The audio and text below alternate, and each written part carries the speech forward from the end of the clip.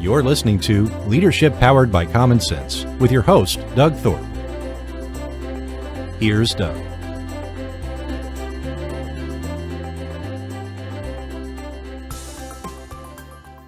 Hello again, everyone. This is Doug Thorpe, and you're listening to another episode of Leadership Powered by Common Sense.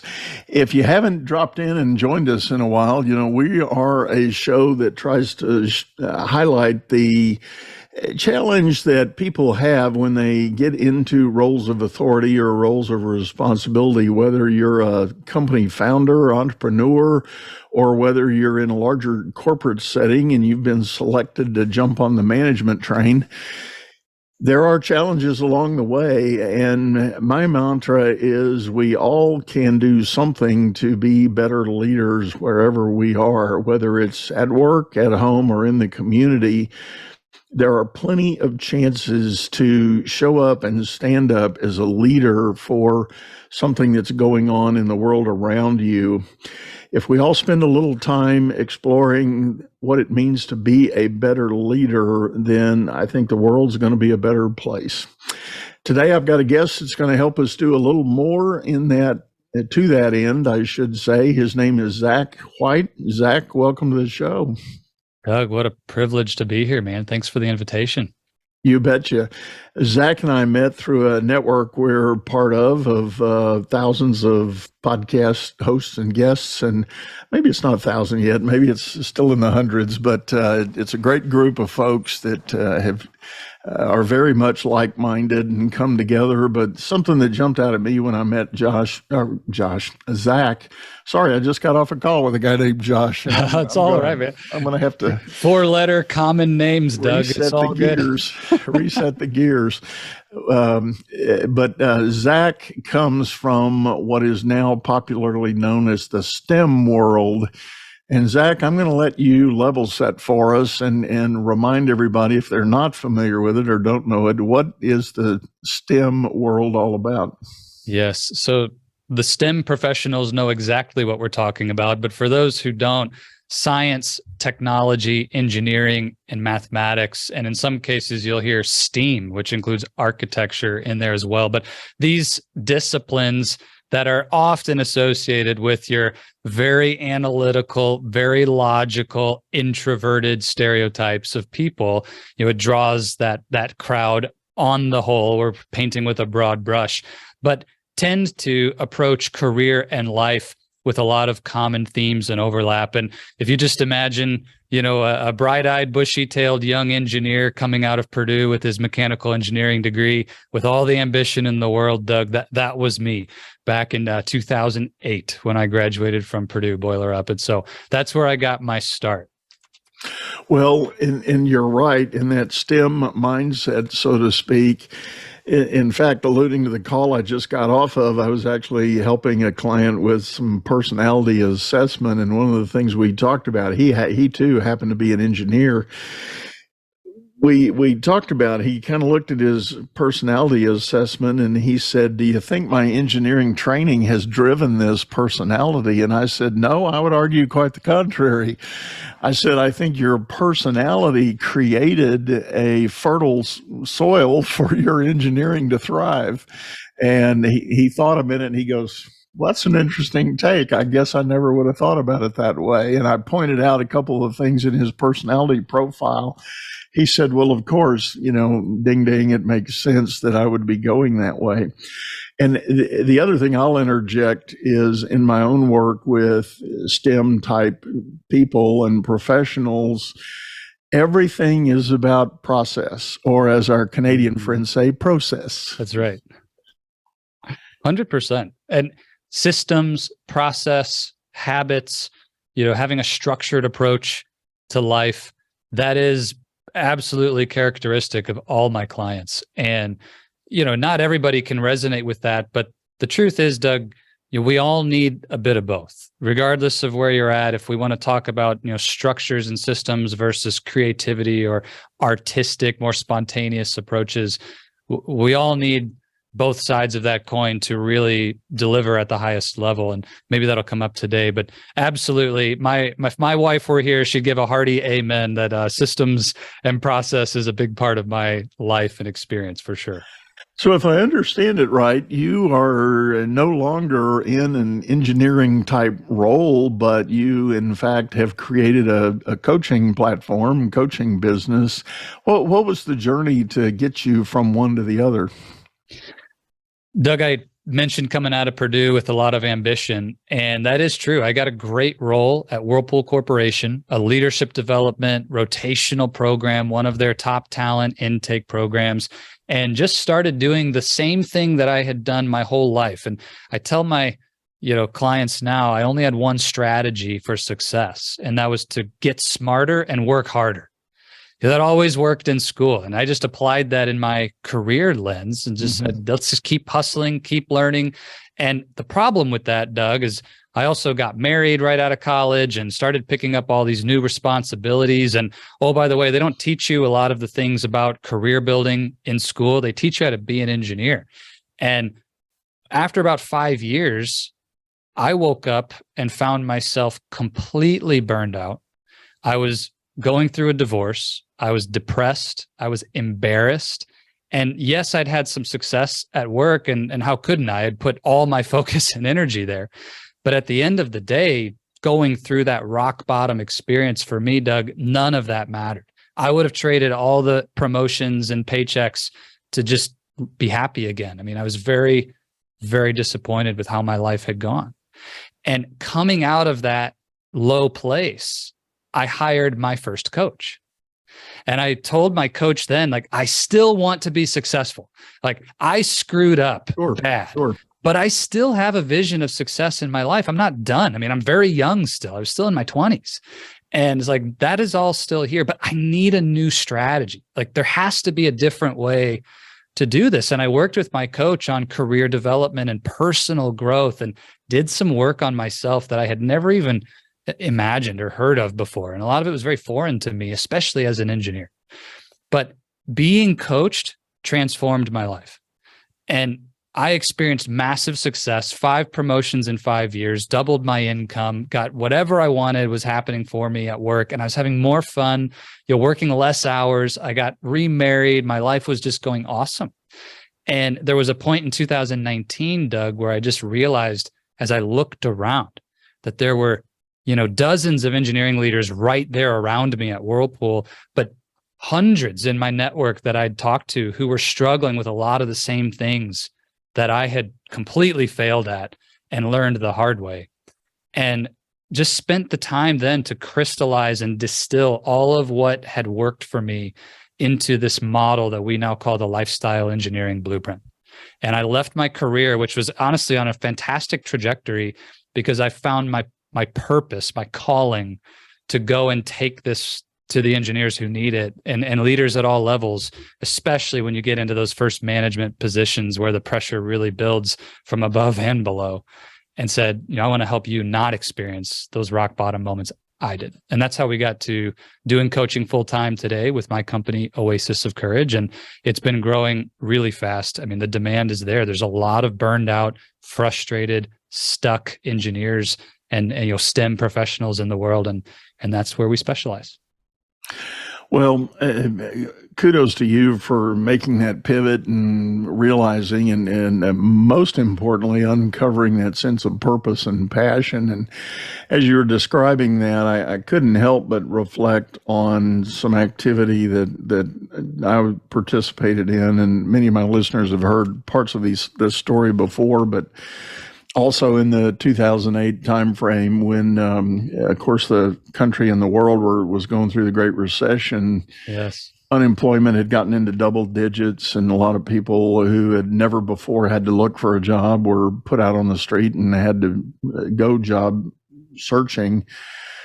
I started a nonprofit to help coach those people. And at first, the small group I pulled together to form this thing, we strategized about teaching the traditional toolkit, I'll call it, how to write a good resume, how to learn how to interview better, those sorts of tactical things. But as soon as we ran through our first 100 or so participants in our program, I quickly realized the real secret sauce or the superpower in being successful for that effort was helping people find their purpose. Yes. Because when men or women, either one, who had been career oriented, lost their jobs, quote, quote, they lost their identities. Mm-hmm. They were just shells of human beings walking in our doors, coming into our program, and totally lost and uncertain about what to do next. So we augmented our program and we front end loaded it with some exercises and efforts to help identify that sense of personal purpose and get a definition. And as soon as people locked in on that, the tactical stuff with the resume and working on LinkedIn and doing interviews and all of that just really fell in place. But the amazing change there was when each of us is able to identify our sense of purpose, the energy we can bring to the game is off the chart. Mm-hmm. And you can do great things. Anybody 100%. Doug, I'll just, double down, amen, 1,000% agree with everything you just said. And purpose is the first pillar of our model. The foundation, you can imagine it's like a little house is the model that we call the lifestyle engineering blueprint. And the foundation is your mindset. But the first pillar that holds this house together is purpose. And a lot of engineering and STEM professionals don't really want or have a sense of need, like I should spend time clarifying that, because it's very soft, it's very fluffy, it's very emotional and kind of difficult to put words to, and it's something that doesn't feel like it's related to the results we want in our life. Like, why do I need to have this life purpose statement crafted and really go deep on my core values and these things in order to get promoted to director? How is this related? They don't see the connection at first. But I always encourage them, just trust the process, right? Like we've done this with hundreds of leaders. It always makes a difference. Trust the process. And by the end, when they finish our program, in many cases, they get these promotions, they have the result. And I ask them, which pillar made the biggest difference to your transformation in this coaching? And 90% of the time, the answer is purpose. And so just to double down, like you're absolutely right. And one of my clients, Mauricio, this guy, super successful. Senior manager at Spotify at the time, had a great job. Most people would envy what his life looked like, but he had lost his sense of purpose in his career. And he didn't see it that way. He didn't know that language at the time. He just knew, I'm frustrated. I'm burned out. I don't see a path forward. I don't even know if I want to be an engineer anymore. It got to that level of like indifference. And when we worked through this process, like you described, of really connecting deeply to his North Star, his purpose for life, it was like a light switch. And you could hear his own story on our website. He says, it's like 1,000% shift in my relationships, in my career energy, and everything I was getting changed overnight because I realized I'd been living outside of my purpose. And as soon as he woke up the next morning and said, today I'm going to show up aligned with that, everything changed for him. And, the results have spoken for themselves. He's since moved on to Meta. He's got a huge job there. He's had twins. He's happy. It's just awesome. So listen to Doug. He knows what he's talking about when it comes to purpose. So let's add to that. So, you also alluded to this whole idea of not just your job and career, but everything else going on in your life, marriage, kids, family, etc. And for a long time, we've talked about giving lip service to, and in many cases, give effort to this idea of creating and maintaining work-life balance. And I'll interject again. Many have heard me say this before, right here on this very show.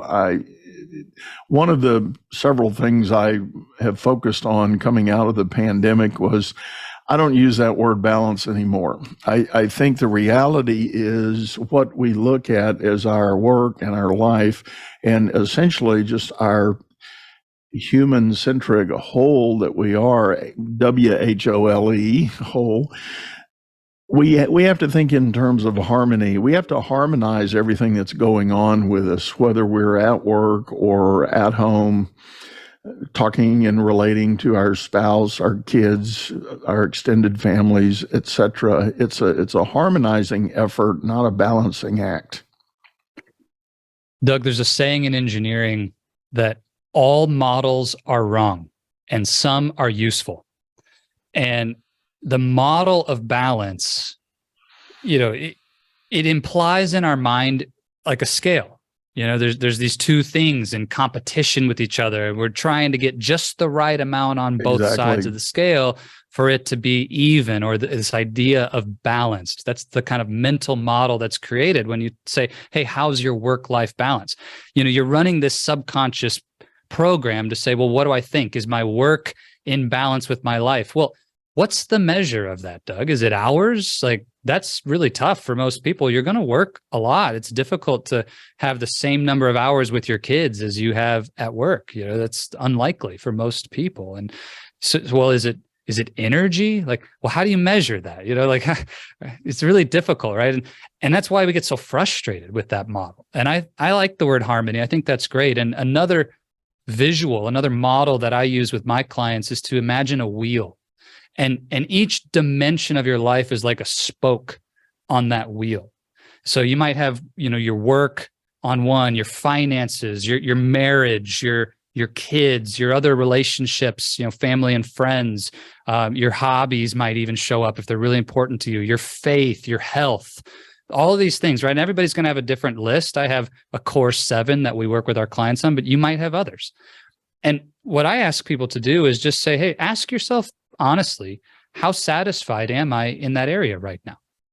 Just quick anecdote. Don't overthink it. Just pick a number, 0%, like a 0 out of 10, or am I a 10 out of 10? I'm crushing it. Like, I feel really satisfied in this area. And if you connect the spokes, you can imagine drawing a picture where you kind of draw a little dot and connect all the spokes. You don't get a circle very often, Doug, right? You get something that looks kind of crazy. And what happens is these areas of our life where we have low scores, if you can imagine putting that wheel on the car of your life that you're driving down the road of life on, you get these big bumps every time the wheel comes around to that thing. So as long as I'm at work, and this is Zach White's story, I just told you, right? When I'm at work, I'm a 10 out of 10. I'm crushing it at work. But when I come home, my marriage is a 2 out of 10 right now. And I feel that bump. Every time I come home, I'm unsatisfied. I'm unhappy. And so that to me is where this harmony, or if we want to talk about whole life balance, whatever words you want to use, that's where it becomes so important. It's just that willingness to say, all right, this area of my life needs attention, or it's going to continue to steal my joy and my energy every time I bump on that thing again. And so it deserves your attention. Or you need to cut it out of your life, like, and just say it doesn't matter. I'm done with that, and get it out of your life altogether. But generally speaking, that's not what we want. And so that's the way we approach this idea of balance at Oasis of Courage. My coaching company is to say, look, you might only spend 30 minutes a week on that thing. But if that's the thing that's a 1 out of 10 and it's causing you a ton of heartache and heartburn, that might be the most important 30 minutes of your whole week. So let's get that right. And then we can move on to the next thing. Yeah. And that touches on a really important principle that I certainly advise all my clients to consider. And that is, if you are in a leadership role, you have to have that wheel rounded out so you're not hitting those drastic, severe bumps along the way. Because if you don't have that figured out, you are not going to be able to show up and be your best self for the team you lead. I love that. Yes. It's just not and back to the engineering, the math doesn't work on that. That's right. That's right. And nobody wants to report to that person where one day you come in and they're super friendly and kind and coaching you and supporting you. And the next day you come in and they're grouchy and angry and they're really against you. It's like, whoa, who is this person? That creates a lot of fear on the team and a lack of psychological safety to be at your best when you cannot predict what your leader is going to be like every day. And so that rounded wheel, it's not just for your own quality of life and experience, but it's how your team experiences you. And they need that sense of consistency to know how you're going to show up every time. Right. And when you're all over the place, you're going to get all over the place results from your team. Right. Well, and that's equally similar to another principle. And for those that know it, the Maslow's hierarchy speaks of this progression of human experience. And we start out, we have a baseline, a foundational level, if you will, of sheer survival. I mean, go back, think caveman days, fire, food, and shelter. If we don't have that, we are literally fighting for our lives and our mere existence. But if you can solve that, you can move up a level and you can start thinking about building relationships and having that close knit. And then you go up beyond that, you have this broader sense of yearning for tribe and community and collective effort. And then you go on up a couple of rungs, and that's where we get to this thing that he called self-actualization. We're actually maximizing our potential and capacity. What I talk to leaders about is the fact that you live up and down that ladder of the hierarchy day by day, depending on what's going on in your life, and your people are living that too. So even if you've got your wheel nice and balanced and harmonized or rounded out, let's work on getting rid of that balance thing. You've got your wheel nicely rounded out, but now you're leading a team, and all of a sudden, George or Sally out there, who's been a good steady performer, shows up one day and is way off the game. You can't just criticize and critique and unload the bricks on them, but you got to ask the question, what's going on? Anything you want to share? Anything you can get me to help you with? What's happening? Yeah. Doug, I like the insight. I think it's important for people to hear what you said there, that sometimes we assume because, hey, we live in the USA or in a developed country, and I have a nice house and I have a great paying job, that I'm always and automatically in the upper levels of Maslow's hierarchy. Like, I'm in the self-actualization phase because I have a great relationship, I have a great job. Like, that's where I'm always at. But the truth of our experience of life is not that way. Many times your nervous system is back into a fight or flight survival type of mode because of what's happening in your environment and in your world right now. You don't feel safe because of something happening at work or something happening, at home or whatever. And so that's really a good insight to recognize, just because the truth is your basic needs are taken care of. You're not going to go home and be hungry tonight, but you might still be operating in a survival mode because you're afraid you're going to get fired. And so just to recognize that as a leader within yourself, and get coaching for yourself if you need it, but also when your team shows up with a bump on their own wheel, to have some grace and recognize not everybody's going to be living in peak performance mode all the time. Something can trigger this survival instinct and people won't perform well in that place. So I think that's really important to recognize, like, you don't just move up the rungs and stay at the top. Right. That's right. That's right. You're perpetually bouncing around. Well, and proof and point of the concept, on the waning days of the pandemic lockdown, I had an executive I was working with, and his company was struggling, as many did, with the whole idea of return to work. What do you tell your employees about coming back to the office? And we all know that the vast majority of population said, hey, it worked good at home. Why do I have to go back to the office? Let's don't do that. But in this particular case, through a lot of circumstances, and I'm not going to name names or cities to shame anybody, because that's not my intent, but some of the social unrest and things that were happening, the downtown area where this company's building was literally not safe to walk in the light of day. Mugging and other things were going on.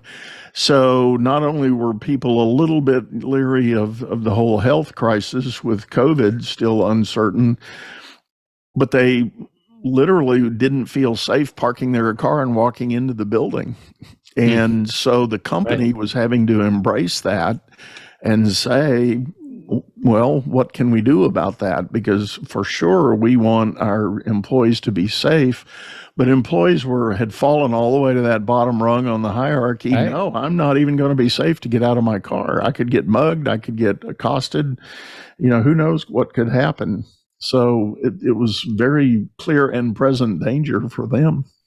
It's a great example, Doug. And of course, tragic. You hope that doesn't happen again. But yeah, these things do happen. Right. I know. Well, let's get back to that a little bit about the STEM mindset for moving into leadership and looking at progression and career advancement and such. What are some of the other hurdles and areas where you help people? Well, Doug, I think the starting point for most STEM leaders is that as we advance in our careers, we need to open the scope of what we focus on beyond just the technology, the engineering, the work.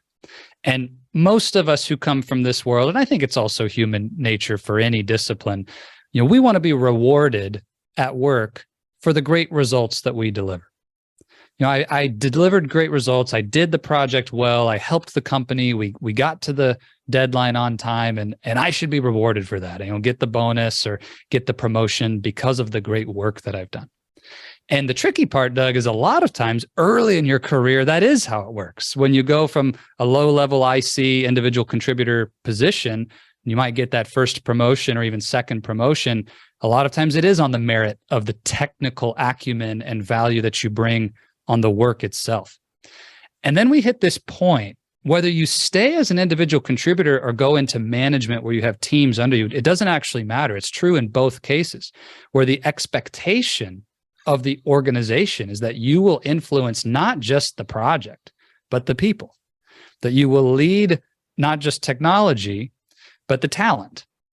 And it's difficult for a lot of STEM professionals to really take that seriously. And you'll see many of them get promoted into management roles, and they want to treat leading the team the same way as leading a project.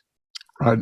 And so turning yourself into a leader when you come from this heavy bias towards process and systems and ideas, things, engineers especially, we like to think in terms of ideas and things, not in terms of people and emotions and values and this whole other domain. So we're an IQ-based mindset rather than an EQ or emotional intelligence-based mindset. And so that's the first hurdle as you think about from the start to one day being a C-suite level leader that most STEM professionals get stuck on, is recognizing that strength in math and science and what your guidance counselor told you to go be an engineer and all that was true, but you can only go so far purely on the back of technical acumen. And if you want to have a big impact, and if you want to then get the roles and opportunities that come with that, you have to start developing yourself as a leader on the people side as well. So that's hurdle one. Two things come to mind on that. One is the basic premise. I often, when I first begin an engagement with a leader that I'm coaching with, we talk about the difference between management and leadership, just to itemize it, and I'll let them feedback what their impressions are, and then inevitably they'll ask me, well, Doug, what do you think it is? And the statement I hang my hat on is a simple one. It says management is about process and leadership is about people. And of course, we can spin off from there and launch from there and go into a lot of other discussions. But the second thing that comes to mind, I've told this story here before. I was asked to deliver a 2-day workshop for first-time managers at a large engineering and construction company, global brand. Okay. Couple of years ago, and so they set it all up in an offsite, and we had this nice ballroom kind of thing with great amenities and good facility and all that. About 60 people in the room who had, brand new selectees to move from individual contributor up to management supervisor. And the company had a really nice program book that we were reading from, and I delivered the first hour and a half, 2 hours of content. introducing him to the principles of management and expectations from the company. And we took a break, and there's this line that formed at the podium. And very first person that was in the front of the line said to me, if this is what it's about, I don't want to be a manager. Who do I need to talk to about going back to my engineering job? And I'm kind of sitting there, and I'm an outsider, and I'm kind of, oops, I'll tell you what, why don't you wait over here? Let me get you an answer. Let me see what everybody, well, you know what? The whole line was there for that reason. Same question. Wow. Yeah. Well, kudos to you, Doug, for laying it out in a way that somebody could actually distinguish the contrast of, what I was told that I should want in my life, which is to move up and get the next promotion, versus what I actually want. And in many cases, a leader will get to that. Maybe we talk about the Peter principle or whatever, but sometimes it's not about their ability or competency. It's, do they have a genuine desire to go do that kind of work and to develop in that way? And you're right. A lot of engineering leaders end up in positions where they realize, I have to become a new person to be successful here and to love this. And I don't want that. And so I'll just say there's no shame in that. Like, kudos to those people for having the courage to come up and say, hey, I'd rather go back and figure out a different way forward than take this thing. But knowing yourself, man, that's important.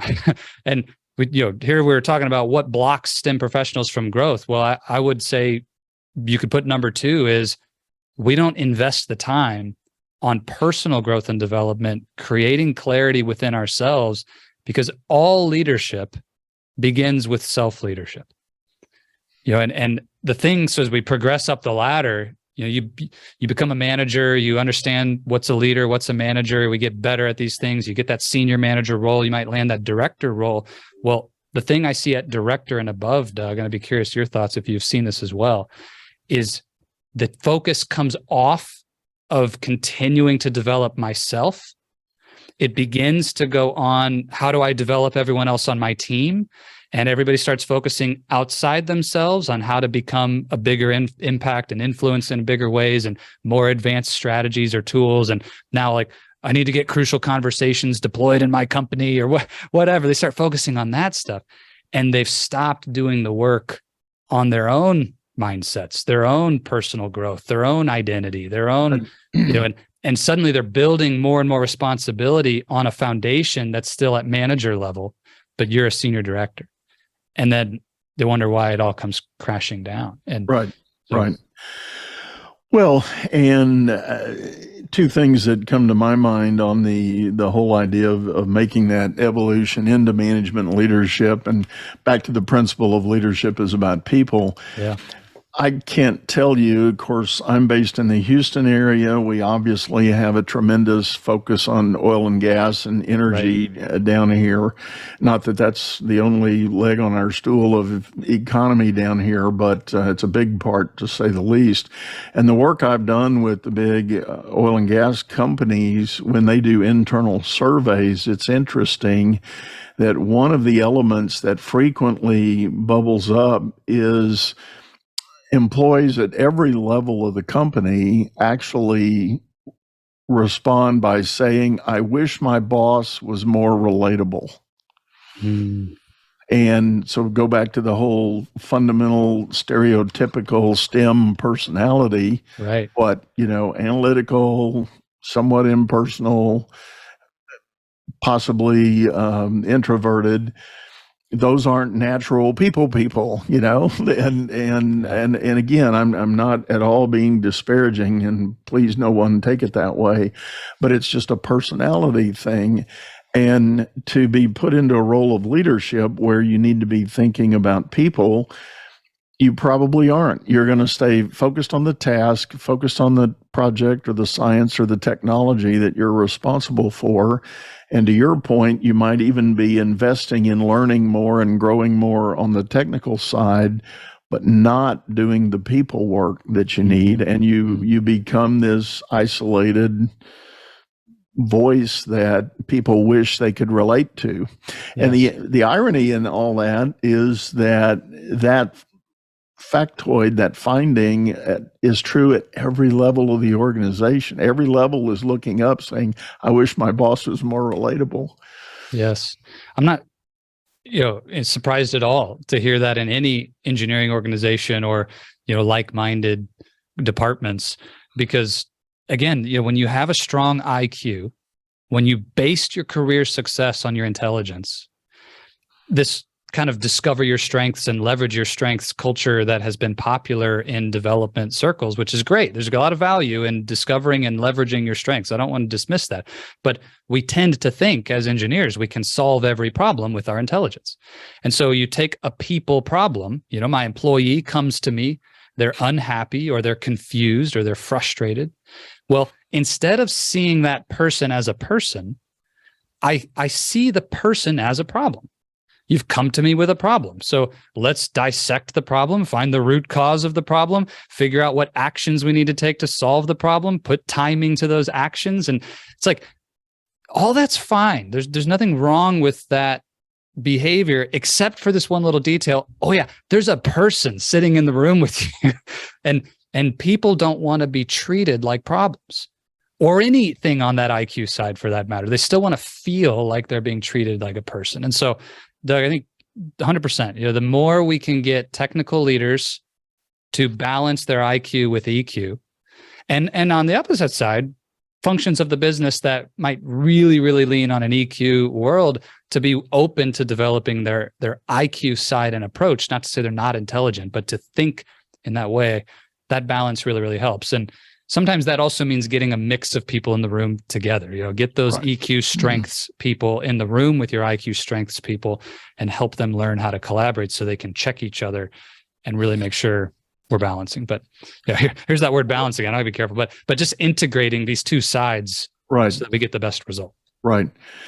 Well, the other thing that I've observed, and I've heard it spoken time and time again, the more senior leaders of these heavy STEM-oriented organizations, when they do wind down, retire, step away, take on advisory roles, whatever you want to call it, they, without exception, will tell you that the ultimate contributor for success in their long-term career was not the technical element or technical talent they had, or in your word, the IQ they possessed, but it was the relationships they built along the way. And that has been a finding and a report out that has been true 100% of the time. And I'm speaking of hundreds of leaders that I've had the chance to work with and talk to. So I've seen it drawn out in studies as you go through your career path, your journey is less technical and more relational all the way up the path as you go forward. Because if you advance through the different levels of a company in the management leadership chain, you will hit an inflection point where the expectation is that you become more of a strategic thinker than a tactical delivery person. Right. Yeah, Doug, the challenge for most of us is finding those really high leverage activities where you can stay sharp on the technical acumen you need to be able to create strategic direction and vision for the organization. I think engineers really do have it difficult in that if you don't keep up to some degree with what's changing in technology, then you do lose the ability to create a powerful strategic direction. And so you can't completely ignore your field of study. And I think that's an important point to folks. Like, it's not that Doug and I are saying, hey, you graduate from college and then you never have to study, your technical skills again. It's all EQ and all people from there. That's not the case. You do need to keep up because you won't have the ability to lead at that high level if you don't have a sense of what it is. But how do you approach it differently, Doug? That's the point, right? You don't need to be a master of writing millions of lines of code anymore, but I do need to understand what is the trend in software development, what kinds of tools are being released, what are the capability of these tools, how do they change what's possible for our teams, and that's that really I'm not going to lie, it's tough, right? That's why only certain people make it to the top, because you need both. You need those people skills, the relationships, and you need to be able to see and predict further down the road than people who are in the forest, in the trees, doing that day-to-day work. And I think that's where a lot of people that's why we need coaches. That's why we need help, because dancing back and forth between, okay, how much time and energy do I invest in learning about AI versus time and energy that I might invest in becoming a better leader? Well, at some capacity, if you want to be CTO of a big tech company, you do need both. And so, how do we balance that out in terms of our investment of the precious time we have?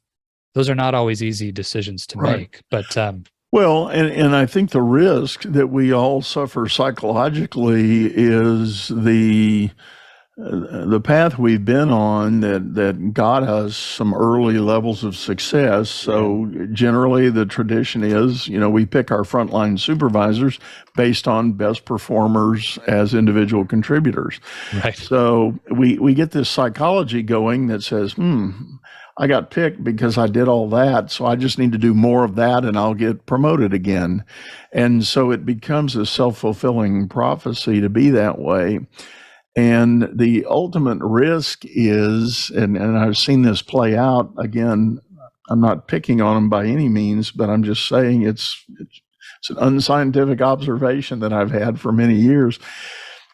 That STEM professional who does get success because of their technical knowledge continues that journey, and at some point they may become guilty of showing up as the so-called proverbial smartest guy in the room.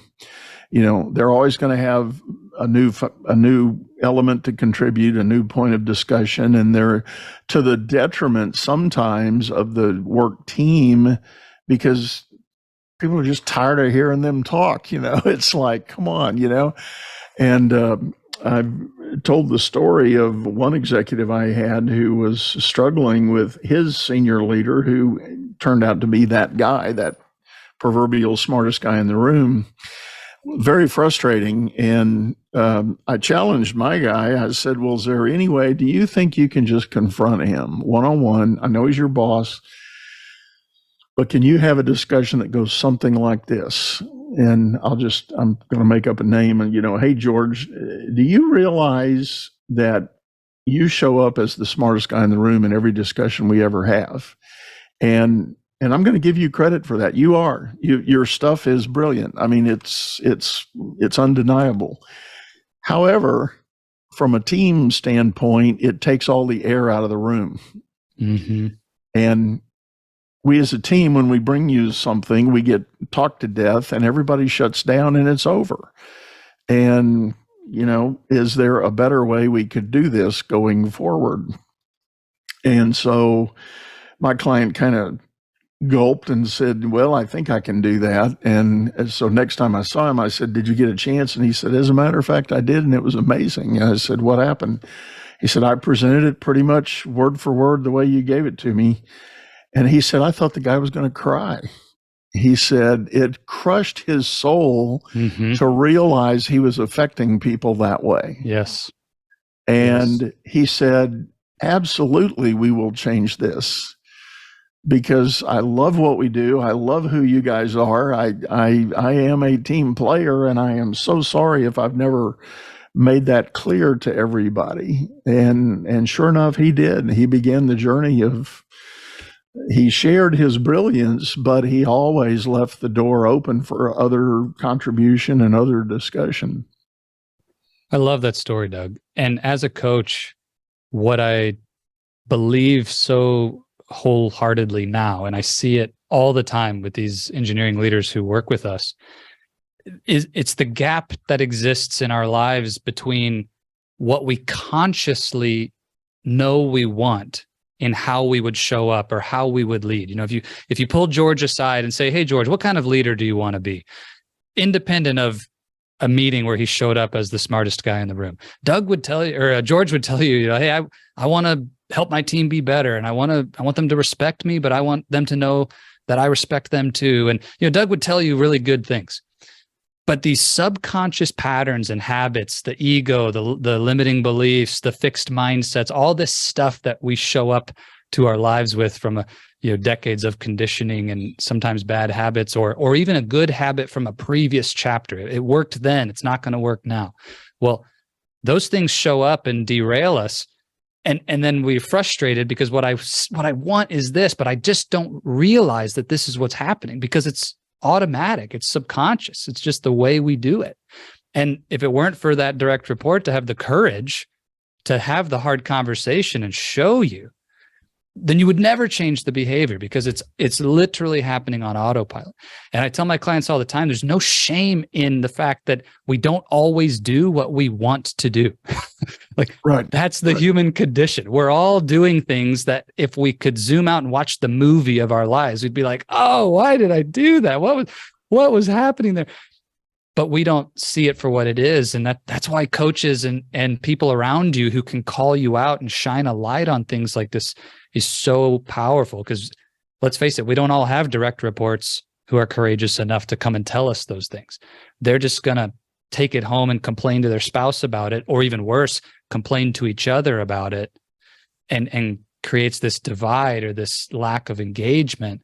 And then we're trying to push this thing uphill. And it's like, why is it so hard? So, Doug, I mean, awesome story. And I could tell you a dozen more just like it of our clients, but I think it gets the point across. Yeah.